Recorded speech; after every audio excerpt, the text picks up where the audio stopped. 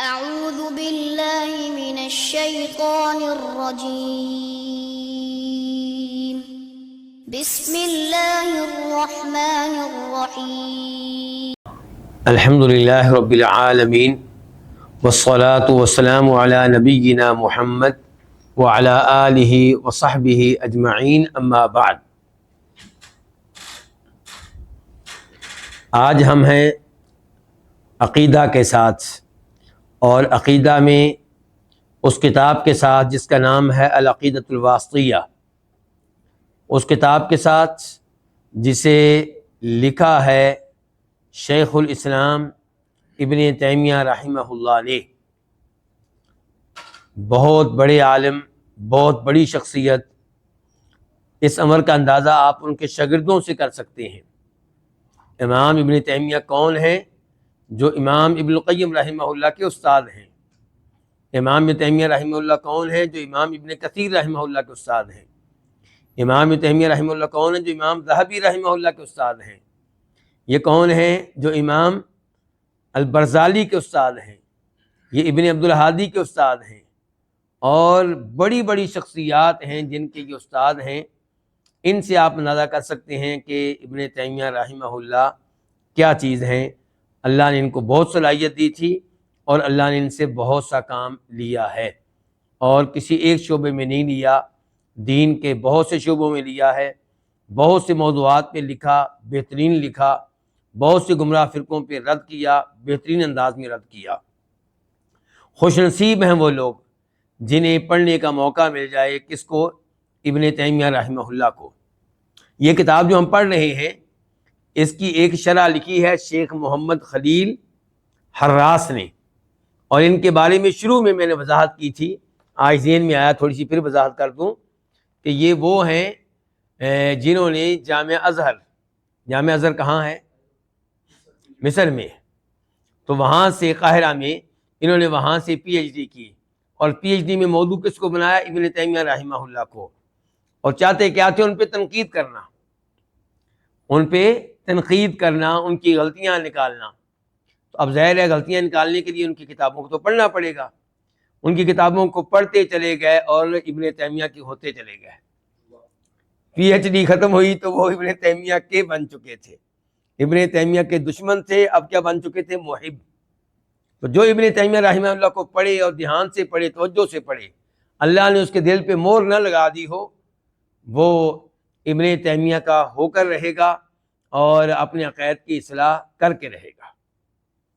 تو آئیے، آپ خود دیکھ رہے ہیں کب سے ہم یہ کتاب پڑھ رہے ہیں، مسلسل اس میں کیا آ رہی ہیں؟ آیتیں۔ ابھی تک آیتیں آ رہی ہیں، پھر حدیثیں شروع ہو جائیں گی۔ تو اب اس آدمی کو آپ کیا کہیں گے جو آپ کے سامنے آیتیں رکھے، حدیثیں رکھے؟ کیا کریں گے آپ؟ اور فی الحال وہ خاموش رہ کر آیتیں ہمارے سامنے رکھ رہے، کوئی تبصرہ بھی نہیں کر رہے، تبصرہ بھی خاموش ہے، کہ کہہ رہے ہیں کہ آپ ان آیات پہ خود غور کر لیں، بتائیں آپ کہاں کہاں تعویلیں کریں گے اللہ کی صفات کی، کہاں کہاں سے آپ بھاگیں گے۔ تو پچھلے درس میں ہمارا موضوع کیا تھا؟ شاید آپ سب جانتے ہوں گے۔ کیا موضوع تھا ہمارا؟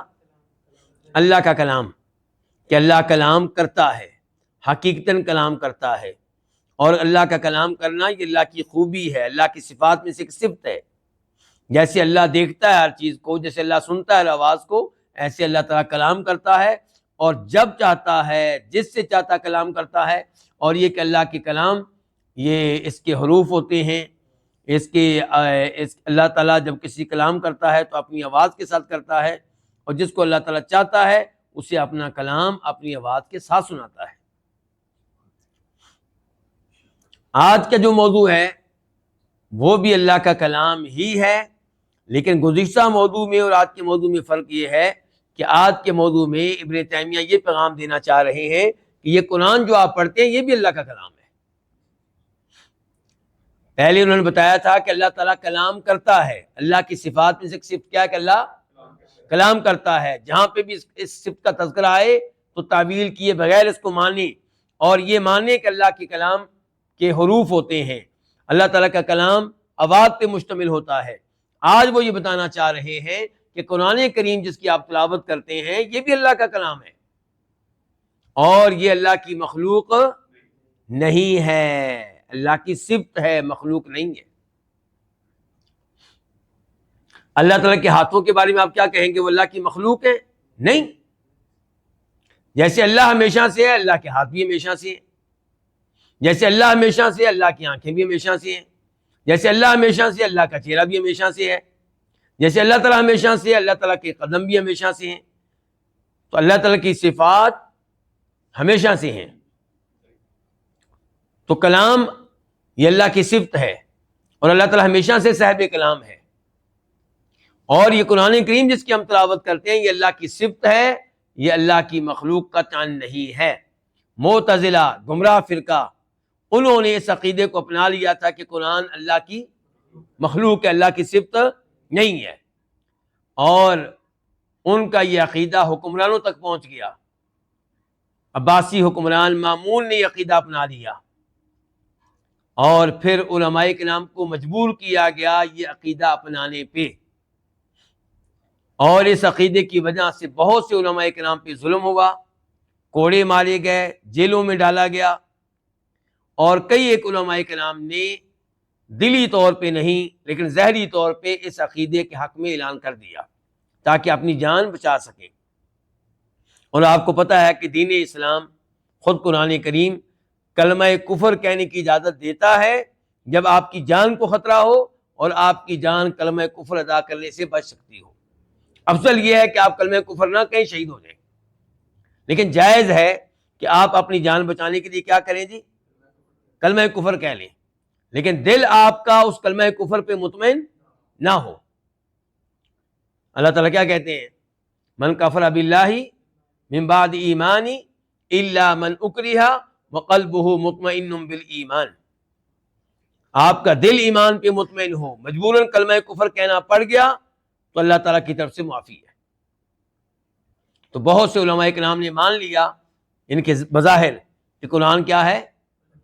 اللہ کی مخلوقات میں سے ایک مخلوق ہے، اور کئی ایک علماء کرام نے اس کی تعویل کی۔ کیا کی؟ اس کی تعویل کی، یعنی کہ وہ ظاہر یہ کرتے تھے کہ ہم مان رہے ہیں کہ قرآن اللہ کی مخلوق ہے، حقیقت میں وہ مان نہیں رہے ہوتے تھے۔ مثال کے طور پہ ایک مثال اس کی یہ دی جاتی ہے کہ کئی علماء کرام یوں کہتے تھے کہ جی ہم مانتے ہیں کہ قرآن، تورات، زبور، انجیل، یہ چاروں کیا ہیں؟ اللہ کی مخلوق ہیں۔ یہ چاروں کیا ہیں؟ اللہ کی مخلوق ہیں۔ اب سننے والا یہ سمجھتا تھا کہ اس عالم دین نے ان چاروں آسمانی کتابوں کو کیا مان لیا ہے؟ مخلوق مان لیا ہے، جبکہ وہ اس کی تعویل کر رہے ہوتے تھے، یعنی کہ یہ چار انگلیاں جو ہے اللہ کی مخلوق ہے۔ اب دوبارہ سنیں اس بات کو، کیا کہتے تھے کہ ہم مانتے ہیں کہ قرآن، تورات، زبور، انجیل، یہ چاروں کیا ہیں؟ اللہ کی، یہ چاروں کیا ہیں؟ اللہ کی مخلوق ہے۔ تو یہ بھی علماء کرام کو راستہ اختیار کرنا پڑا اپنی جان بچانے کے لیے، جائز ہے جب موت کا خطرہ ہو۔ لیکن کئی علماء کرام ڈٹ گئے، انہوں نے کہا کہ نہیں، ہم نے ظاہری طور پہ بھی اور باطنی طور پہ بھی یہی عقیدہ رکھنا ہے کہ قرآن اللہ کی مخلوق نہیں ہے بلکہ اللہ کا کلام ہے، اللہ کی صفت ہے۔ ان اماموں میں سے جو اس پہ ڈٹ گئے، ایک ہے امام احمد ابن حنبل رحمہ اللہ، اور ایک ہے امام محمد بن نوح۔ امام احمد بن حنبل رحمہ اللہ نے اس عقیدے کی حفاظت میں بہت مار کھائی ہے، بہت تکلیفیں برداشت کی ہیں، اور ایک بادشاہ سے نہیں بلکہ 3 بادشاہوں سے مار کھائی ہے۔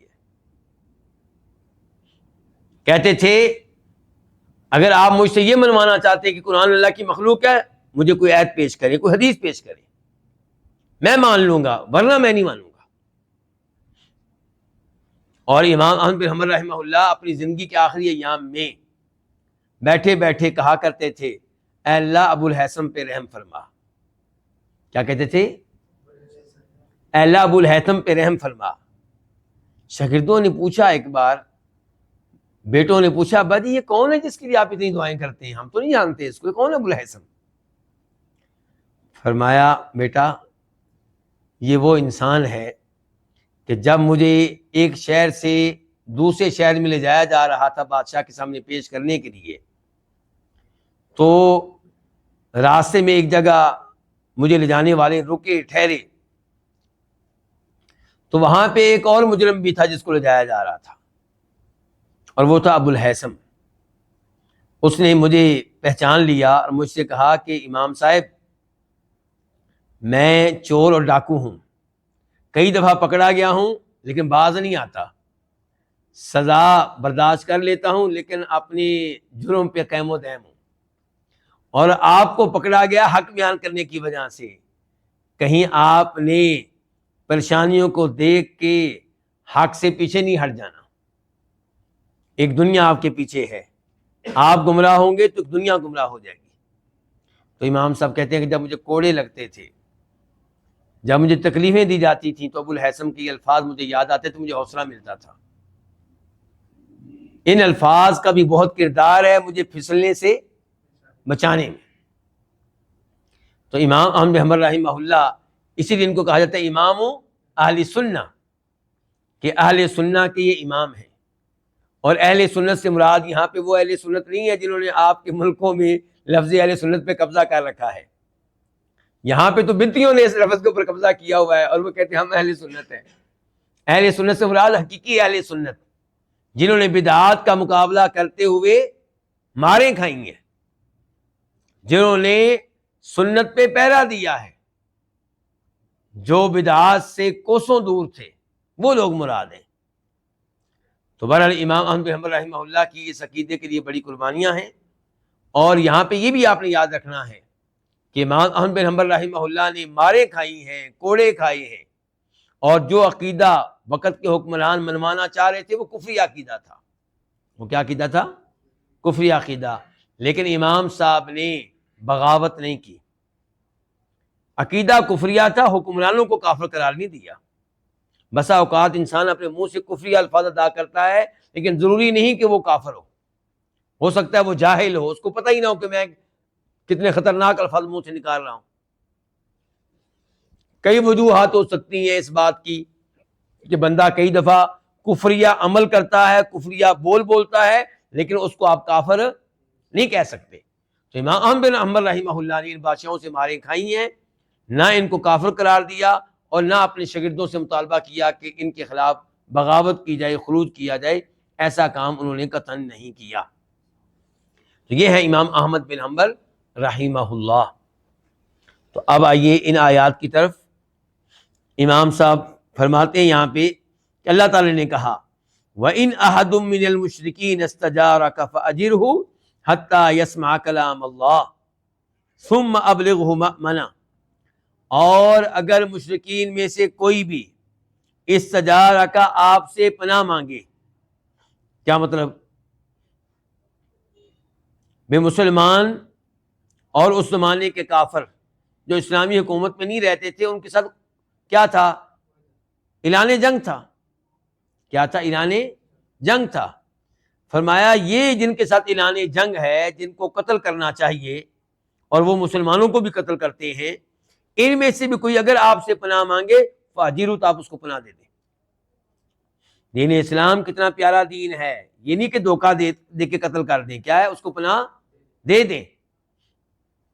حتیٰ یسمع کلام اللہ، کیوں پناہ دیں؟ حتیٰ کہ وہ اللہ کا کلام سن سکے۔ آپ اس کو پناہ اسی لیے مانگ رہے ہیں نا کہ میں آپ کے شہر میں آنا چاہتا ہوں، آپ کے وطن میں آنا چاہتا ہوں، مجھے پناہ دے دیں۔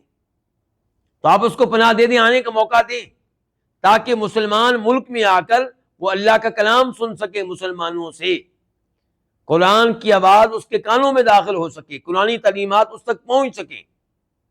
اس سے پتہ چلا کہ مسلمانوں کو موقع کی تلاش میں رہنا چاہیے کہ ہم نے کفار تک دین کا پیغام پہنچانا ہے، اللہ کا کلام پہنچانا ہے، وہ ایمان لائیں نہ لائیں یہ ہماری ذمہ داری نہیں، ان تک پیغام پہنچانا قرآن کا یہ ہماری ذمہ داری ہے۔ تو فرمایا فاجرہ، آپ اس کو پناہ دے دیں، حتیٰ یسمع کلام اللہ، تاکہ وہ کیا سن سکے؟ اللہ تعالیٰ کا کلام سن سکے۔ تو پناہ دینے کا مین مقصد کیا ہے؟ کہ اللہ کا کلام سن سکے۔ تو یہ اللہ کا کلام قرار دیا گیا کس کو؟ قرآن کو۔ کلام کس کو کہتے ہیں؟ یعنی کہ جو گفتگو آپ کرتے ہیں، جو چیزیں آپ کے منہ سے نکلتی ہیں، جو الفاظ آپ ادا کرتے ہیں، اسی کو کلام کہتے ہیں نا۔ اس کا مطلب ہے کہ قرآن اللہ کا کلام ہے، اللہ نے باقاعدہ اس کے ساتھ کلام کیا ہے، جبریل علیہ السلام نے اللہ سے سنا ہے اور محمد رسول اللہ تک پہنچایا ہے علیہ الصلوۃ والسلام۔ تو قرآن اللہ کا کلام ہے، اللہ کی صفت ہے، اللہ کی مخلوق نہیں ہے۔ فرمایا حتیٰ کہ اللہ کا کلام سنیں، ثم ابلغ مأمنہ، پھر آپ نے اس کو پہنچا دینا ہے مأمنہ، اس کے امن کی جگہ، یعنی کہ وہ آپ کے پاس رہے گا 1 ہفتہ، 1 مہینہ، 6 مہینے، کلام سنتا رہا، مسلمان پھر بھی نہیں ہوا۔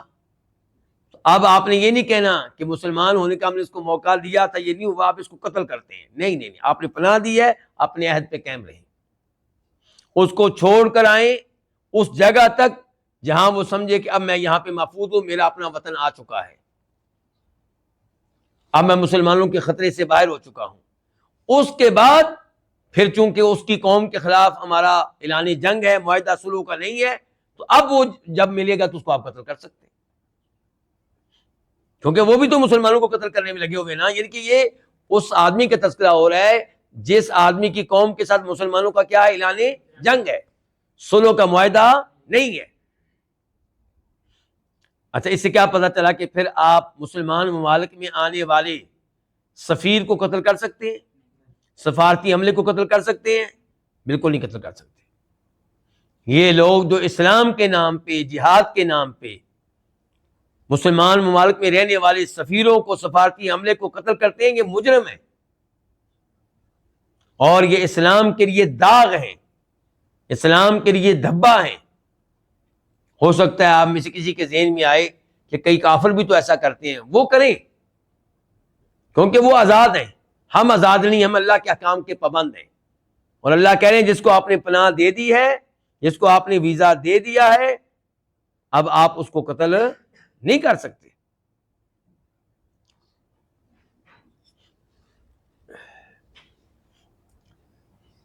تو بہرحال ان آیات میں امام صاحب کیا ثابت کر رہے ہیں کہ قرآن کیا اللہ تعالیٰ کا کلام ہے، اللہ تعالیٰ کی طرف سے نازل کردہ ہے، اللہ کی مخلوق نہیں ہے، منہ بدأ، اللہ کی طرف سے ہی اس کلام کا آغاز ہوا ہے۔ کیا مطلب؟ کہ ویسے تو یہ کلام جبریل نے بھی ادا کیا اللہ کے رسول کے سامنے آ کے علیہ الصلوۃ والسلام، اور اللہ نے کہا انہ لقول رسول کریم، کہ قرآن قول ہے، کلام ہے ایک معزز فرشتے کا۔ وہ کون؟ جبریل۔ تو یہ تو پھر جبریل کا بھی کلام ہوا، اور کل کو آپ کہیں گے یہ محمد رسول اللہ کا بھی کلام ہے علیہ الصلوۃ والسلام، کیونکہ آپ پڑھتے تھے۔ تو کل کو میں تلاوت کروں گا تو آپ کہیں گے میرا کلام ہوا، آپ کریں گے میں کہوں گا آپ کا کلام ہوا، یہ میرا کلام ہے، آپ کا کلام ہے، لیکن بنیادی طور پہ کس کا کلام ہے؟ اللہ کا۔ اللہ نے سب سے پہلے کلام کیا، ہم تو اللہ کا کلام دہراتے ہیں۔ جبریل اسلام کا یہ کلام ہے اس لحاظ سے کہ اللہ کا کلام انہوں نے اللہ کے رسول تک پہنچایا، لیکن آغاز کس سے ہوا؟ منہ بدأ، آغاز کس سے ہوا؟ اللہ رب العزت کی طرف سے ہوا۔ وَإِلَيْهِ يَعُودُ، اور یہ کلام ایک دن اللہ کے پاس واپس چلا جائے گا، قیامت سے پہلے اس کلام کو اٹھا لیا جائے گا۔ تو یہ وہ عقیدہ ہے جس کا اس بات کر رہے ہیں اس وقت کون؟ امام ابن تیمیہ رحمہ اللہ۔ تو کیا آپ یہ بات جان چکے ہیں اچھی طرح کہ قرآن اللہ کی صفت ہے، اللہ کی مخلوق نہیں ہے؟ شاید آپ کے علم میں نہ ہو، آپ کے دائیں بائیں کئی ایسے لوگ ہیں جو قرآن کو اللہ کی مخلوق ہی مانتے ہیں، اللہ کی صفت نہیں مانتے۔ اور مجھے یاد آ رہے ہیں اپنے استاد محترم شیخ عبداللہ بن عبدالعزیز العواجی، جنہوں نے مجھ سے بہت تعاون کیا، میرے ایم فل کی کتاب میں، میری پی ایچ ڈی کی کتاب میں، میرے ساتھ مسلسل مسجد نبوی میں بیٹھتے تھے، میں جو کچھ لکھتا تھا اس کو پڑھتے اور اس کو سنتے مجھ سے، اور اس میں پھر مجھے کوئی نہ کوئی فائدہ دیتے کہ آپ اس معاملے میں فلاں کتاب کو پڑھیں، یا یہاں پہ فلاں لفظ لکھنا مناسب ہوگا، یا یہ لفظ آپ کا جو آپ نے لکھا ہے یہ مناسب نہیں ہے۔ تو میں نے بہت فائدہ اٹھایا ان سے۔ مجھے یاد آ رہی ابھی بھی وہ جگہ مسجد نبوی میں جہاں بیٹھ کے مجھ سے وہ کہہ رہے ہیں اسی عقیدے پہ گفتگو کرتے ہوئے کہ جن لوگوں کا عقیدہ یہ ہے کہ قرآن اللہ کی مخلوق ہے، وہ قرآن کا احترام خاک کریں گے؟ جب مخلوق ہے تو مخلوق تو بھائی کئی چیزیں اللہ کی مخلوق ہیں، ٹھیک ہے ہم مخلوقات کے مقابلے میں کچھ زیادہ اس کو عزت دے دیں گے، لیکن کہاں وہ جو سمجھتا ہے کہ اللہ کی صفت ہے اور کہاں وہ جو سمجھتا ہے اللہ کی مخلوق ہے۔ لیکن یہاں پہ میں ایک اور چیز کی بھی وضاحت کر دوں، کیونکہ مجھے خطرہ ہے کہ آپ کسی اور سائڈ کی طرف نہ نکل جائیں، اور کئی لوگ اس سائڈ کی طرف نکل چکے ہوں گے، کہ جو قرآن کریم میرے سامنے پڑھا ہوگا جب میں تلاوت کرتا ہوں، کیا وہ اللہ کی مخلوق ہے یا غیر مخلوق ہے؟ وہ مخلوق ہے، اس کے اوراق مخلوق ہیں، اس کی جلد مخلوق ہے، اس کی سیاہی مخلوق ہے، اور اس میں جو لکھا ہوا کلام ہے وہ مخلوق نہیں، وہ اللہ کی صفت ہے۔ اسی لیے جب آپ قرآن پہ قسم اٹھاتے ہیں تو اگر آپ کا عقیدہ یہ ہے کہ یہ اوراق میں ان کی قسم اٹھا رہا ہوں، یہ سیاہی میں اس کی قسم اٹھا رہا ہوں، تو آپ اللہ کی مخلوق کی قسم اٹھا رہے ہیں، غیر اللہ کی قسم اٹھا رہے ہیں، اور آپ کی قسم غلط ہے، شرکیہ قسم کی قسم ہے آپ کی۔ اور اگر آپ کا عقیدہ یہ ہے کہ میں قسم اٹھا رہا ہوں یہ جو کتاب میرے سامنے ہے اس میں لکھے ہوئے کلام کی، تو پھر آپ کی قسم جائز ہے، اور بہتر ہوگا کہ انسان جب قسم اٹھائے تو قرآن کریم پہ ہاتھ رکھے بغیر ویسے کہیں میں اللہ کے کلام کی قسم اٹھاتا ہوں۔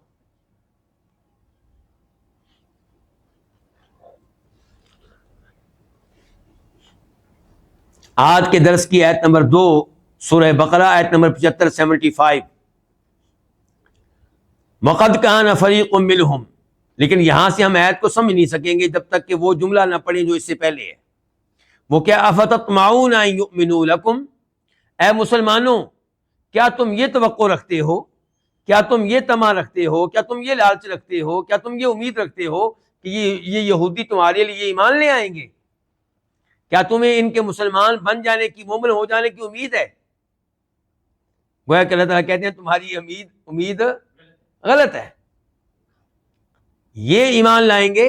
وَقَدْ كَانَ فَرِيقٌ مِّنْهُمْ يَسْمَعُونَ كَلَامَ اللَّهِ، جبکہ ان میں سے ایک گروہ ایسا ہے جو اللہ کا کلام سنتا ہے، ثُمَّ يُحَرِّفُونَهُ مِن بَعْدِ مَا عَقَلُوهُ، اس کو سمجھتا بھی ہے، سمجھنے کے بعد اس میں تحریف کرتے ہیں، اسے بدل ڈالتے ہیں، وَهُمْ يَعْلَمُونَ، اور انہیں علم بھی ہے کہ ہم جرم کر رہے ہیں، تحریف کر رہے ہیں، اللہ کے کلام کو بدل رہے ہیں۔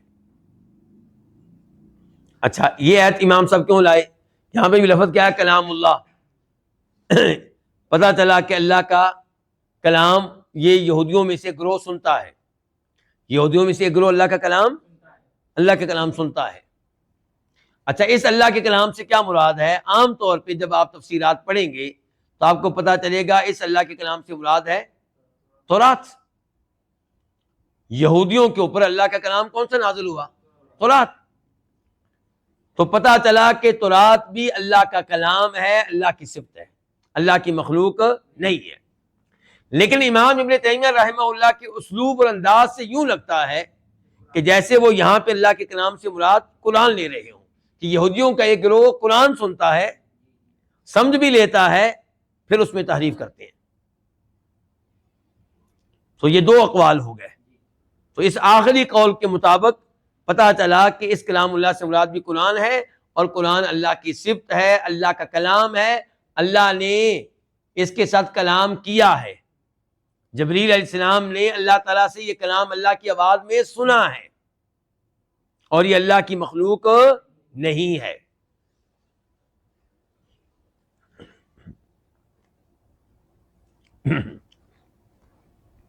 آج کے درس کی آیت نمبر 3 یہ ہے سورۃ الفتح آیت نمبر 15 یریدون ان یبدلوا کلام اللہ، یہ الفاظ بھی آپ نہیں سمجھ سکیں گے جب تک کہ آپ کے سامنے وہ الفاظ نہ رکھے جائیں جو اس سے پہلے کے ہیں۔ بلکہ یہاں پہ تو یہ بھی بتانا پڑے گا کہ یہ گفتگو کس بارے میں ہو رہی ہے۔ صلح حدیبیہ کو آپ لوگ جانتے ہیں؟ حدیبیہ کہاں واقع ہے؟ مکہ کے قریب۔ وہاں پہ کیا ہوا تھا؟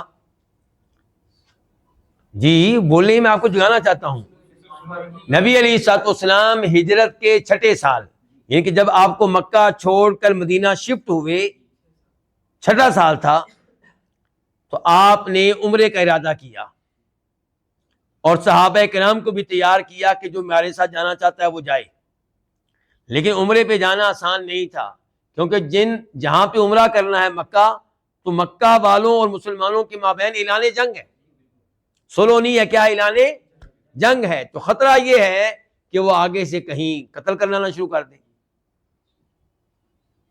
تو یہ عمرہ خطرے سے خالی نہیں تھا.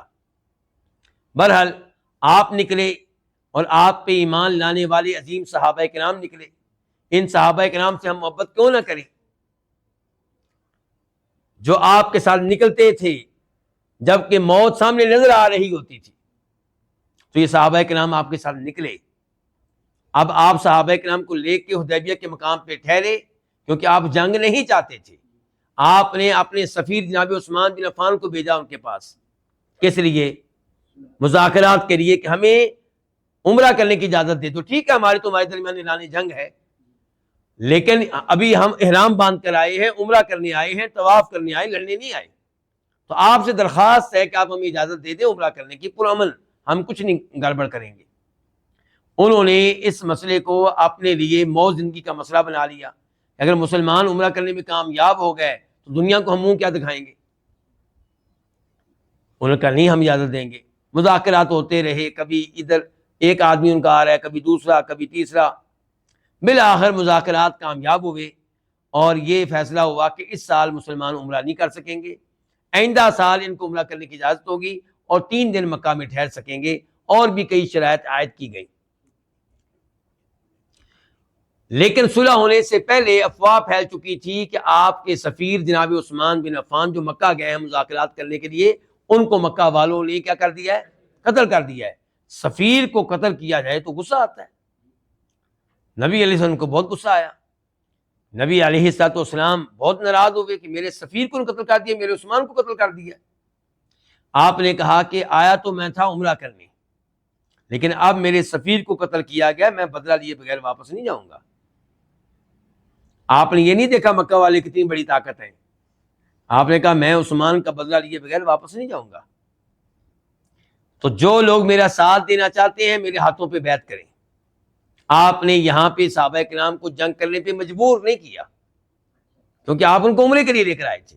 لیکن آپ نے کہا کہ اگر کوئی تم میں سے میرا ساتھ دینا چاہتا ہے تو میرے ہاتھ پہ ہاتھ دے کے بیعت کرے، وعدہ کرے کہ میرا ساتھ دے گا مکمل طور پہ، ڈٹا رہے گا میدان میں. تمام کے تمام صحابہ کرام نے آپ کے ہاتھوں پہ بیعت کی کہ ہم آپ کے ساتھ ہیں، جدھر آپ لڑائیں گے، جس سے لڑائیں گے ہم لڑیں گے. نبی علیہ السلام کی آنکھیں ٹھنڈی ہو گئی صحابہ کرام کو اس انداز میں دیکھ کر. آپ کو سکون ملا اور آخر میں آپ نے کہا کہ یہ ہے میرا دایاں ہاتھ، اپنے دائیں ہاتھ کے ذریعے بائیں ہاتھ پہ بیعت کر رہا ہوں عثمان کی طرف سے. کس کی طرف سے؟ کتنا بڑا اعزاز ہے جناب عثمان کے لیے کہ نبی علیہ السلام کے ہاتھ پہ بیعت کی ہے آپ کے دائیں ہاتھ نے عثمان کی طرف سے. عثمان کی نمائندگی کس نے کی ہے؟ اللہ کے نبی علیہ السلام کے دائیں ہاتھ نے. بہت بڑا اعزاز ہے. تو بہرحال بعد میں پتا چلا کہ عثمان تو زندہ ہیں، یہ افواہ تھی، پروپیگنڈا تھا. تو اللہ تعالیٰ بہرحال اس بیعت پہ بہت راضی ہوئے. اللہ نے کہا سورۃ الفتح میں لقد رضی اللہ عن المؤمنین اذ یبایعونک تحت الشجرہ، اللہ مومنوں پہ راضی ہو چکا، یہ مومن جنہوں نے آپ کی بیعت کی ایک درخت کے نیچے کھڑے ہو کے. فعلم ما فی قلوبہم، اللہ نے کہا کہ انہوں نے بیعت اوپر سے نہیں کی. اللہ نے کہا میں شہادت دیتا ہوں، میں گواہی دیتا ہوں اس اخلاص کی، اس وفا کی جو ان کے دلوں میں موجود تھا. اللہ نے گواہی دی ان کے دلوں کی. فعلم ما فی قلوبہم فانزل السکینۃ علیہم، تو اللہ نے ان پہ سکینت نازل کی. واصابہم فتحا قریبا، اور اللہ نے ان کو بدلے میں ایک قریبی فتح دے دی. ان کے اللہ نے اعلان کر دیا کہ اس بیعت کے بدلے میں تمہیں جلد ہی ایک عظیم شان فتح دینے والا ہوں.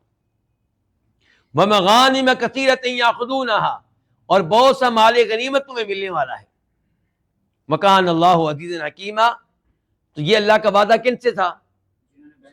جنہوں نے صحابہ سے نہیں، ان صحابہ سے جنہوں نے بیعت کی. جو بیت رضوان کے لیے آئے تھے. تو یہ تھا اللہ کا وعدہ. اب آپ یہ سارا موضوع سمجھ گئے نا. اب آئیں اس آیت کی طرف. اللہ کہتے ہیں, اس آیت کے شروع کے الفاظ ہیں سَيَقُولُ الْمُخَلَّفُونَ إِذَا انطَلَقْتُمْ إِلَىٰ مَغَانِمَ لِتَأْخُذُوهَا ذَرُونَا نَتَّبِعْكُمْ يُرِيدُونَ أَن يُبَدِّلُوا كَلَامَ اللَّهِ, کہ ان قریب جب آپ لوگ واپس جائیں گے مدینہ, تو وہ لوگ جو اس عمرے کے لیے نہیں نکلے, تو جب تم اب مدینہ جا کے نکلو گے, نئی جنگ کے لیے مدینہ سے نکلو گے, فتح تبھی ملے گی نا جب نکلو گے. تو آپ لوگ نکلیں گے, اور اشارہ ہو رہا ہے فتح خیبر کی طرف. خیبر یہودیوں کا شہر, اس کو فتح کرنے کے لیے مسلمان جائیں گے. کیوں؟ کیونکہ یہودی مسلسل مسلمانوں کے خلاف سازشیں کر رہے تھے, مسلمانوں کے خلاف اوروں کا ساتھ دیتے تھے. تو پہلے تو اللہ کے نبی علیہ السلام نے خیبر پہ کوئی حملہ نہیں کیا, کیونکہ آپ مصروف تھے کن کے ساتھ؟ اہل مکہ کے ساتھ. اب اہل مکہ سے کیا ہو گئی ہے؟ سلو. تو اب وقت آ گیا تھا کہ ان کا مقابلہ کیا جائے اور ان کا حساب کتاب برابر کیا جائے. تو فرمایا جب تم لوگ نکلو گے خیبر کے لیے مال غنیمت لینے کے لیے, اللہ کہہ رہے ہیں ان کے یہاں پہ یقینی فتح ہے, مال غنیمت یقینی ہے, گویا کہ مسلمان غنیمت لینے جا رہے ہیں, لڑنے نہیں جا رہے. اللہ نے کہا ان قریب جب تم نکلو گے مال غنیمت لینے کے لیے, تو یہ لوگ جو پیچھے رہے یہ کہیں گے ذرونا, ہمیں بھی جانے دو بھائی, نتبعکم, ہم بھی تمہارا ساتھ دیتے ہیں, ہمیں بھی ساتھ لے کے چلو. اب ہر ایک کو فتح نظر آ رہی ہے, اب یہ بھی نکلیں گے, اب ان کے منہ میں پانی آ رہا ہے. کیوں؟ مال ملے گا. اللہ تعالیٰ نے کہا یریدون ان یبدلوا کلام اللہ, یہ آیت جو بھی آپ کے سامنے ہے. یریدون, یہ چاہتے ہیں, یبدلوا کلام اللہ, کہ اللہ کے کلام کو تبدیل کر دیں. اللہ کا کلام کیا تھا کہ فتح کن کے لیے ہے؟ بیت رضوان والوں کے لیے, اہل حدیبیہ کے لیے. اور یہ چاہتے ہیں کہ ہمیں شریک کیا جائے اور اللہ کے کلام تبدیل ہو جائے, جبکہ اللہ کا کلام کیا ہے؟ اللہ کا کلام تو یہ ہے کہ فتح صرف ان کے لیے ہے. تو یریدون ان یبدلوا کلام اللہ, تو یہ اللہ تعالیٰ کا وعدہ قرآن میں آیا ہے. یہ اللہ کا وعدہ کہاں ہے؟ میں ابھی آیات وہ پڑھی ہے نا آپ کے سامنے. وَأَصَابَهُمْ فَتْحًا قَرِيبًا وَمَغَانِمَ كَثِيرَةً يَأْخُذُونَهَا. اگر میں بھول نہیں رہا تو یہ سورۃ الفتح کی آیت نمبر شاید 17 اور 18 ہے. اچھا, تو اب یہ قرآن کا حصہ ہوا نا, تو اس کا مطلب ہے کہ قرآن کو اللہ کا کلام کہا جا رہا ہے. کیا کہا جا رہا ہے؟ اللہ کا. اور کلام اس کو کہتے ہیں جو انسان ادا کرے, جو کسی کو سنائی دے. تو یریدون ان یبدلوا کلام اللہ, یہ چاہتے ہیں کہ اللہ کے کلام کو تبدیل کر دیں. قل, کہہ دیجئے, لن تتبعونا, تم ہرگز ہمارے ساتھ نہیں جاؤ گے, تمہیں کوئی اجازت نہیں ہمارے ساتھ جانے کی. کذالکم قال اللہ من قبل, اسی طرح اللہ نے پہلے ہی کہہ دیا, اللہ نے پہلے فیصلہ کر دیا ہے. تو قال اللہ, اللہ نے کہہ دیا ہے, اللہ نے, تو اس سے بھی پتہ چلا کیا ہے؟ اللہ کا کلام ہے. اس کے بعد آیت نمبر 4 سورۃ الکہف 27 وَاتْلُ مَا أُوحِيَ إِلَيْكَ مِنْ كِتَابِ رَبِّكَ لَا مُبَدِّلَ لِكَلِمَاتِهِ. وَاتْلُ, آپ پڑھیں, تلاوت کریں اپنے رب کی وہ کتاب جو آپ کی طرف وحی کی گئی ہے. لا مبدل کلماتی, کوئی بھی اللہ کی کلمات کو تبدیل کرنے والا نہیں ہے. اچھا, یہاں پہ کہا گیا ہے کہ آپ پڑھیں اپنے رب کی اس کتاب کو جو آپ کی طرف وحی کی گئی ہے. رب کی کتاب, کس کی کتاب؟ یعنی کہ یہ کس نے نازل کی کتاب؟ پھر رب نے نازل کی ہے. یعنی کہ رب نے اس کتاب میں جو کچھ موجود ہے اس کے ساتھ کلام کیا ہے, اس کے ساتھ کیا کیا ہے؟ کلام کیا ہے. اور پھر مزید کہا گیا لا مبدل لکلماتہ, اللہ کے ان کلمات کو کوئی تبدیل نہیں کر سکتا. کتاب کو کیا کہا گیا؟ کلمات اللہ کے. تو پتہ چلا قرآن کیا اللہ کا کلام ہے, قرآن کیا اللہ تعالیٰ کا کلام ہے. آج کے درس کی آیت نمبر 5 اور یہ ہے سورۃ النمل آیت نمبر 76 ان ھذا القرآن یقص علی بنی اسرائیل اکثر الذی ھم فیہ یختلفون. بے شک یہ قرآن یقص بیان کرتا ہے علی بنی اسرائیل بنی اسرائیل کے سامنے اکثر الذی ہم فیہ یختلفون ان باتوں میں سے زیادہ تر باتیں جن میں وہ اختلاف کرتے ہیں.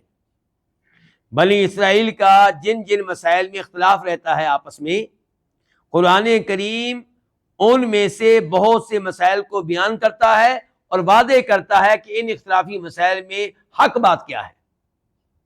مثال کے طور پہ یہودی اور عیسائی دونوں بنی اسرائیل ہیں، دونوں کا اختلاف رہتا ہے عیسیٰ علیہ السلام کے معاملے میں. عیسیٰ علیہ السلام کہتے ہیں کہ وہ کیا ہیں، 3 معبودوں میں سے ایک معبود ہیں، کچھ کہتے ہیں کہ وہ اللہ کے بیٹے ہیں، اور یہودی کہتے ہیں کہ نعوذ باللہ عیسیٰ علیہ السلام زنا کی پیداوار تھے، جھوٹے تھے، کوئی اللہ کے نبی نہیں تھے. اب قرآن کریم یہ مسئلہ بیان کرتا اور کہتا ہے کہ عیسیٰ علیہ السلام نے تو پیدا ہوتے ہی اعلان کر دیا تھا انی عبد اللہ، میں تو اللہ کا بندہ ہوں، یہ نہیں کہا تھا میں اللہ کا بیٹا ہوں.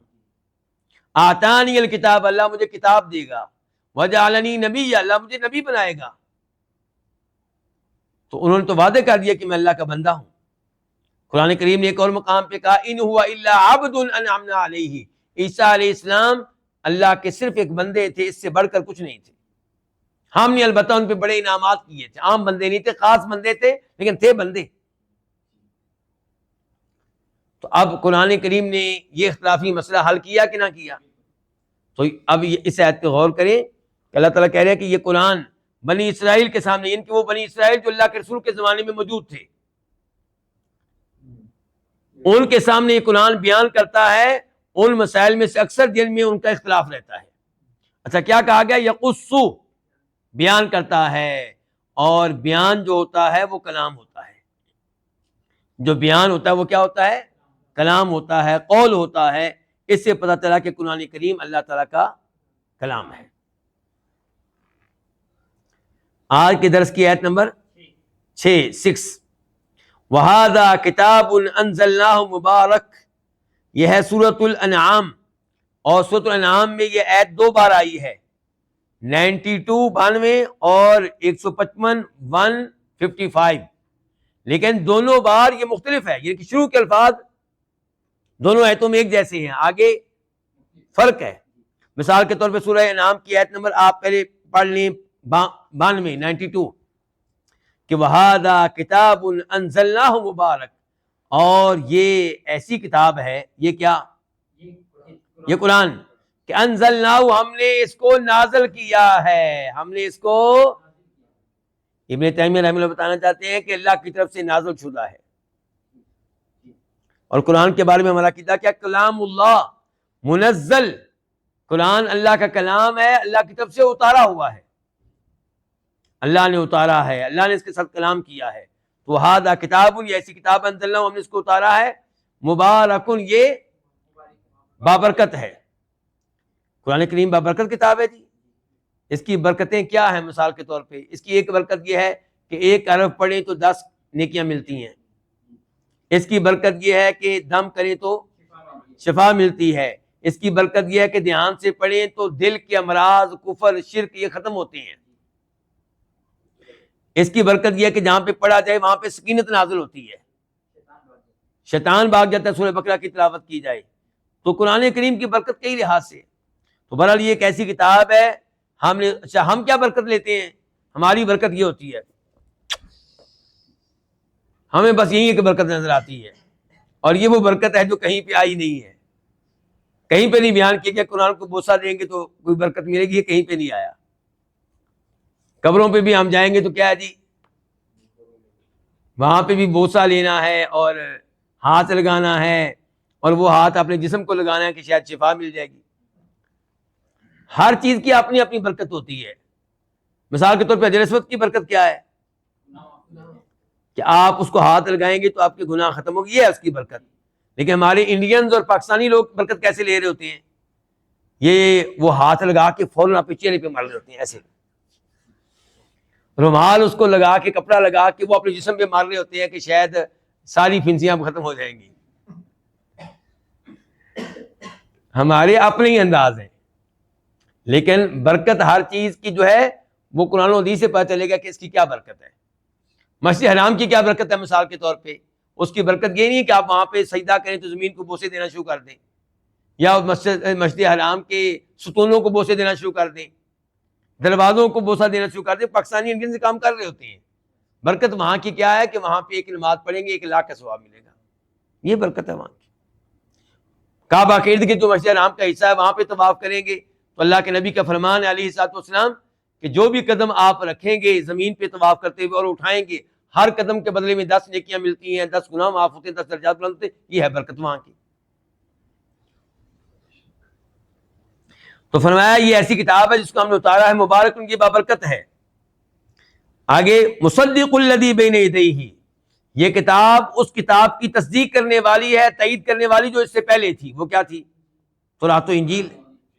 وَلِتُنذِرَ أُمَّ الْقُرَىٰ، اور ہم نے اس کو اس لیے اتارا ہے تاکہ آپ اس کتاب کے ذریعے ام القریٰ کو ڈرائیں. ام القریٰ مکہ، یعنی کہ اہل مکہ کو ڈرائیں. وَمَنْ حَوْلَهَا، اور ان کو ڈرائیں جو مکہ کے ارد گرد ہیں. پھر اب آپ چلیں اسی ہے، یہی ہے سورہ نام ایت نمبر 155 155 کہ یہ ایسی کتاب ہے جس کو ہم نے اتارا بابرکت ہے. فَاتَّبِعُوهُ، اس لیے تم اس کی کیا کرو؟ اس کی پیروی کرو. اچھا اللہ نے یہ نہیں کہا کہ ایسی کتاب ہے جس کو ہم نے اتارا بابرکت ہے اس لیے تم اس کو بوسے دو، چونکہ بابرکت ہے اس لیے تم اس کو کیا دو؟ فرمایا یہ ایسی کتاب ہے جس کو ہم نے اتارا بابرکت ہے. فَاتَّبِعُوهُ، اس لیے تم اس کی پیروی کرو. یعنی کہ برکت کیسے ملے گی؟ پیروی کرنے سے، اس کی تلاوت کرنے سے، اس کو سمجھنے سے، اور درس تفسیر میں حاضر ہونے سے، اور اس کے اوپر عمل کرنے سے، اس کے مطابق عقیدہ اپنانے سے یہ برکت تب ملے گی. وَاتَّقُوا، اور ڈر جاؤ. کس چیز سے ڈر جاؤ؟ اس کتاب کی مخالفت کرنے سے ڈر جاؤ، اس کتاب کو نہ ماننے کے معاملے میں اللہ سے ڈر جاؤ. لعلکم ترحمون، تاکہ تم پہ رب کی رحمتیں نازل ہوں. ان کے رب کی رحمتیں بھی تب نازل ہوں گی جب اس کتاب کی پیروی کرو گے. اچھا اب ان 2 آیتوں میں اس کتاب کو ایک تو کہا گیا کہ کتاب ہے، یعنی کہ یہ لکھی ہوئی شکل میں ہے، اور واقعی یہ کتاب لکھی ہوئی شکل میں موجود ہے لوح محفوظ میں. لکھی ہوئی شکل میں کتاب موجود ہے فرشتوں کے ہاتھوں میں، لکھی ہوئی شکل میں موجود ہے آج ہمارے ہاتھوں میں، اور صحابہ کرام بھی اس کو لکھتے تھے. تو یہ کتاب قرآن بھی ہے، یہ اللہ کا کلام قرآن بھی ہے، کتاب بھی ہے. کیا کہا بیٹا؟ یہ اللہ کا کلام قرآن بھی ہے. قرآن وہ جس کو پڑھا جائے، قرآن وہ جس کو پڑھا جائے، اور کتاب وہ جس کو لکھا جائے. تو یہ اللہ کا وہ کلام ہے جو قرآن بھی ہے، جو کتاب بھی ہے. اچھا تو یہ ایک تو کتاب ہے، اور پھر انزلناہ، ہم نے اس کو نازل کیا ہے.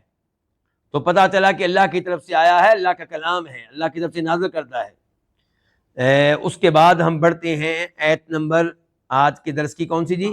7 اور یہ ہے سورۃ الحشر ایت نمبر 21 کہ لو انزلنا ھذا القرآن، اگر ہم اتارتے یہ قرآن، اتارتے یعنی کہ پتہ چلا قرآن اوپر سے آیا ہے، اللہ کی طرف سے آیا ہے.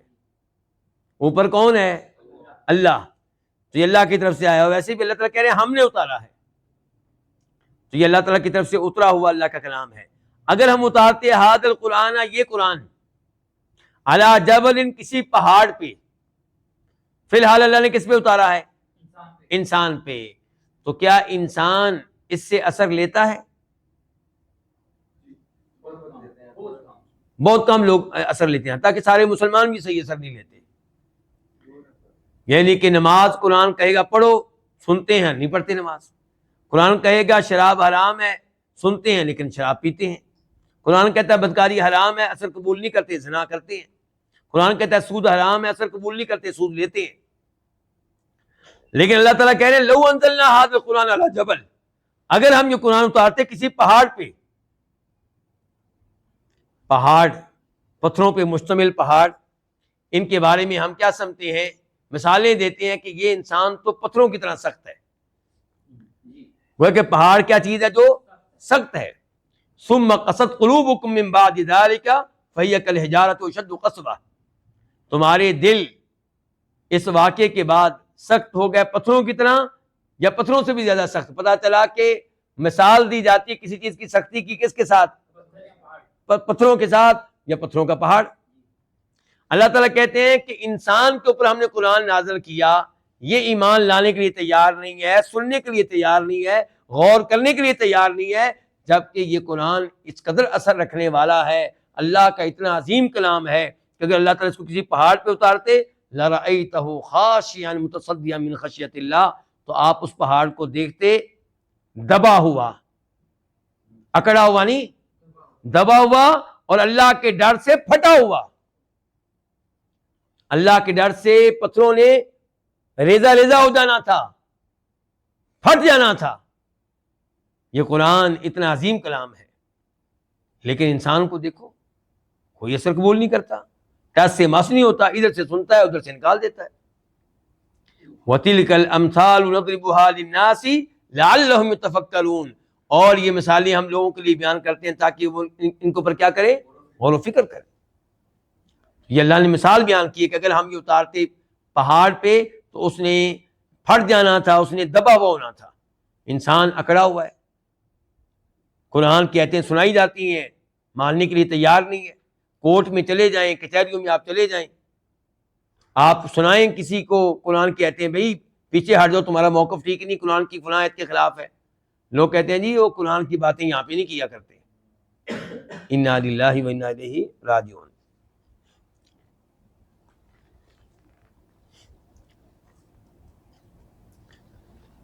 اس کے بعد سورۃ النحل کی 3 آیات ایک ساتھ لے کر آئے ہیں امام صاحب۔ وَإِذَا بَدَّلَ، ان کا نمبر کیا ہے؟ 101، 102، 103، 101، 102، 103۔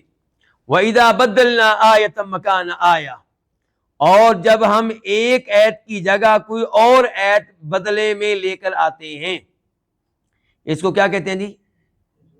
ناسخ منسوخ۔ اس کو کیا کہتے ہیں؟ پرانا حکم کینسل کر کے نیا حکم لے آنا۔ اچھا، اگر آپ نیوٹرل ہوں، غیر جانبدار ہوں، تو یقین جانیں کہ ناسخ منسوخ ہونا بھی قرآن کے اللہ کی طرف سے سچا کلام ہونے کی واضح دلیل ہے۔ کیسے؟ کوئی انسان ہوتا نا تو اس نے ڈر کے مارے اپنا پہلا حکم واپس نہیں لینا تھا کہ مجھے پہلے یہ نبی نہیں مان رہے، تو اگر میں نے کوئی ایسا کر دیا نا تو انہوں نے پھر یہ سب کا اتفاق ہو جائے کہ واقعی جھوٹا آدمی ہے، اس کی کوئی بات ایک ہے ہی نہیں، کبھی کیا کہتا ہے کبھی کیا کہتا ہے۔ لیکن چونکہ یہ کلام اللہ کی طرف سے، اللہ کسی سے ڈرنے والے نہیں ہیں، وہ جب چاہے جس حکم کو چاہے واپس لے لے۔ اور ناسخ منسوخ یہ کوئی قرآن کریم کی توہین نہیں ہے، یہ قرآن کریم کی خوبیوں میں سے خوبی ہے کہ اللہ تعالیٰ ایک حکم نازل کرتے ہیں اور وہ ایک وقت تک کے لیے بہترین ہوتا ہے، اور اس وقت کے بعد کے لیے وہ بہترین نہیں ہوتا، اللہ اس کو واپس لے لیتے ہیں۔ اور کوئی یہ نہ سمجھے کہ شاید اللہ تعالیٰ کو پہلے پتہ نہیں تھا تو اب اللہ کو اچانک پتہ چلا کہ نہیں یہ حکم تو واپس لینا چاہیے، اس کے تو اثرات غلط مرتب ہو رہے ہیں۔ نہیں، ایسا نہیں ہے۔ اللہ نے پہلا حکم جب نازل کیا ہوتا ہے تب بھی اللہ کو پتا ہوتا ہے کہ میں نے اس کو 5 سالوں کے بعد 10 سالوں کے بعد واپس لینا ہے، یہ اتنے عرصے کے لیے مناسب ہے لوگوں کے لیے، اس کے بعد ان کے لیے مناسب نہیں ہے۔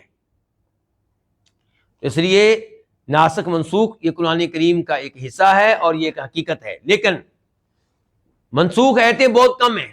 منسوخ آیتیں بہت، آپ عام طور پہ تفسیریں پڑھیں گے تو جگہ بجگہ دعویٰ کرتے ہیں یہ آیت بھی منسوخ، یہ بھی منسوخ، اور یہ سارے دعوے بغیر دلیل کے ہوتے ہیں، ان کی کوئی حقیقت نہیں ہے۔ ناسخ منسوخ کہیں کہیں ہوتا ہے، بہت کم ہے، یہ بہت کم ہے۔ یہ قرآن کریم میں جو آیتیں منسوخ ہیں اس وقت وہ بہت کم ہے، بہت کم ہے، انتہائی کم ہے، یہ ہاتھوں کی انگلیوں پہ گنی جا سکتی ہیں، ٹھیک ہے۔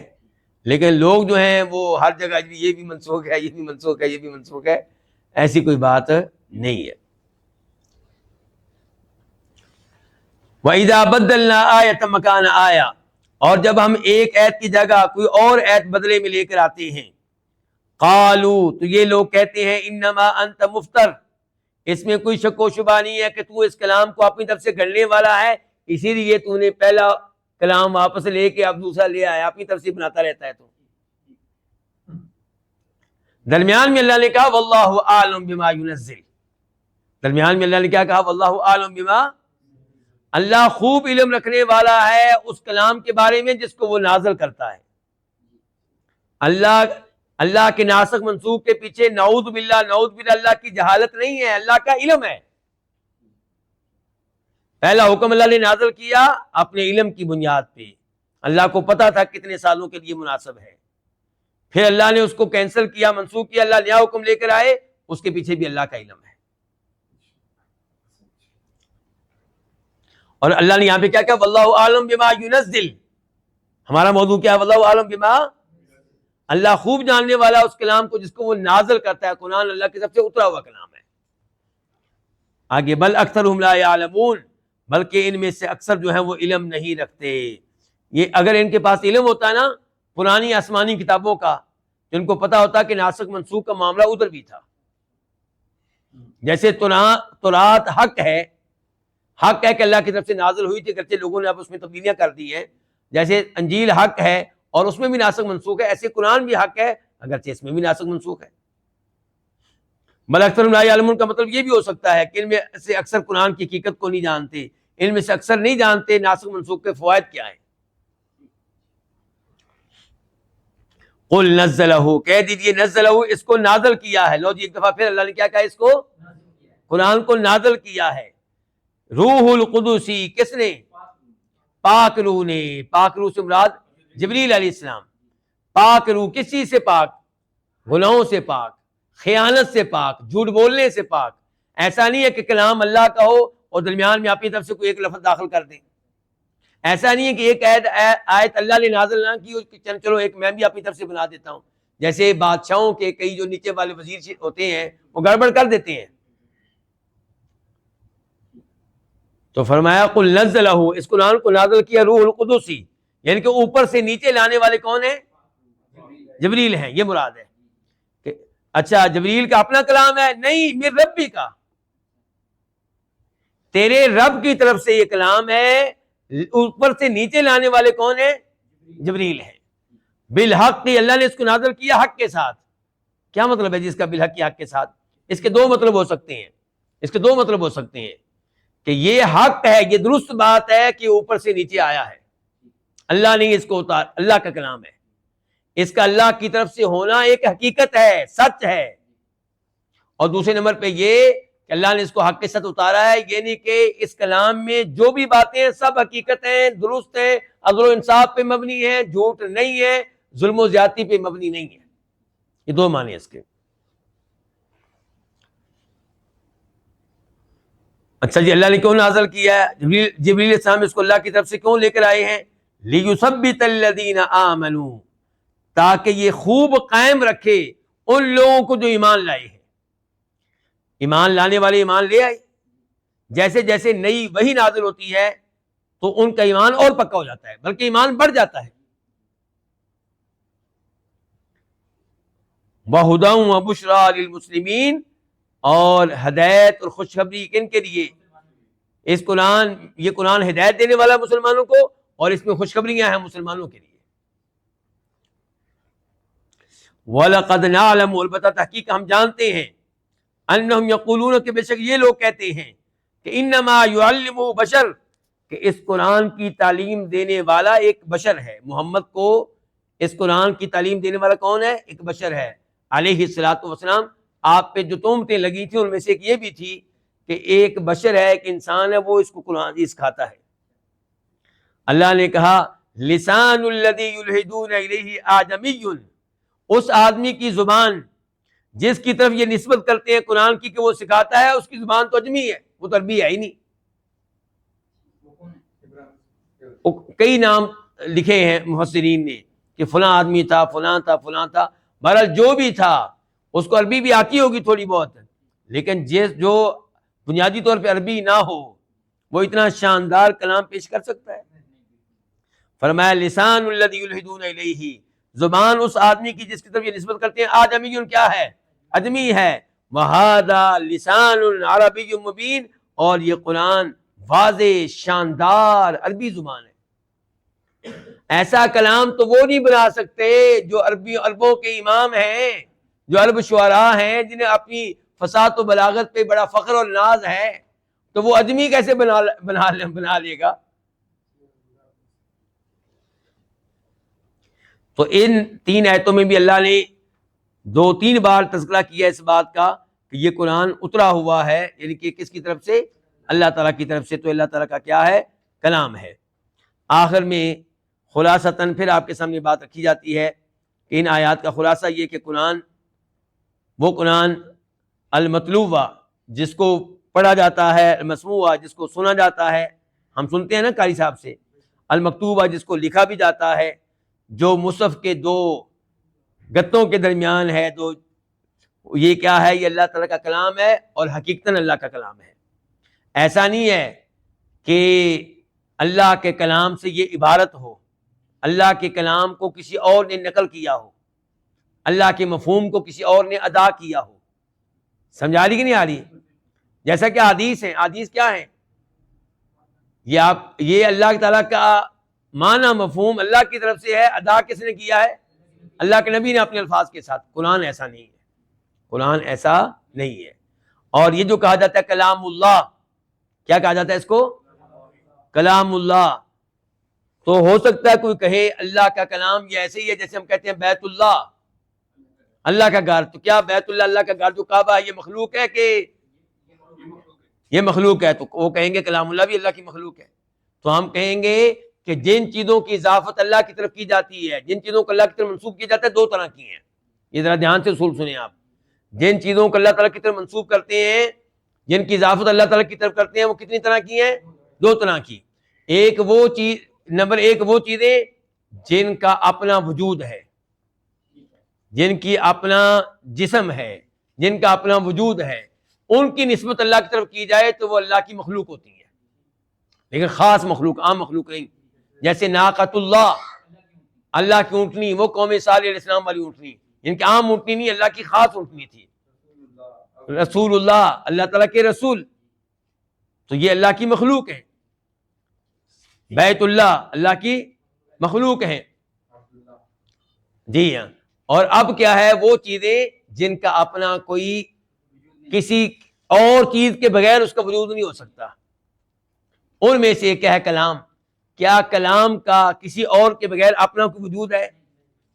صاحب کلام ہوگا تو کلام ہے، صاحب کلام نہیں ہے تو کلام نہیں ہے۔ تو جب کلام کی نسبت آپ اللہ تعالیٰ کی طرف کریں گے تو پھر چونکہ اس کا اپنا وجود نہیں ہے تو یہ مخلوق نہیں ہے بلکہ اللہ کی صفت ہے۔ وجہ اللہ، یہ سب چیزیں جو ہیں، وجہ اللہ الگ سے نہیں ہے کوئی، اس کا وجود الگ سے اس کا وجود نہیں ہے۔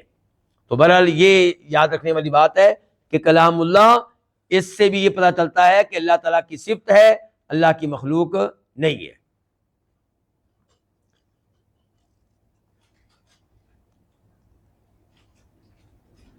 اور یہ بھی پہلے بتا چکا ہوں کہ جیسے ہمیں ان آیات سے پتہ چلا کہ اللہ کا کلام ہے، ایسے ہی پتہ چلا کہ اللہ کی کتاب بھی ہے، کیونکہ اس کو لکھا گیا لوح محفوظ میں، اس کو لکھا گیا مصاحف میں، انہ لقرآن کریم فی کتاب مکنون، اور ایک اور جگہ پہ کہا بل ہوا قرآن مجید فی لوح محفوظ۔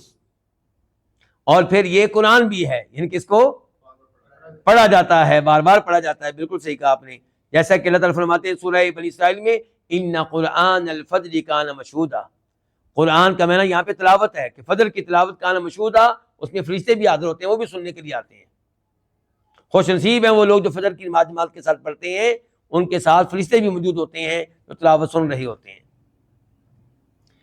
اس کے ساتھ ہی آج کے درس کا اختتام کرتے ہیں۔ اللہ رب العزت سے دعا کرتے ہیں کہ اللہ تعالی ہمیں اس عقیدے پہ مزید مضبوطی دے، اس عقیدے کا مضبوط فہم دے، اللہ گمراہ فرقوں سے اور ان کی گمراہ عقائد سے ہمیں محفوظ رکھے۔ وصلی اللہ تعالی علی نبینا محمد وعلی آلہ وصحبہ اجمعین۔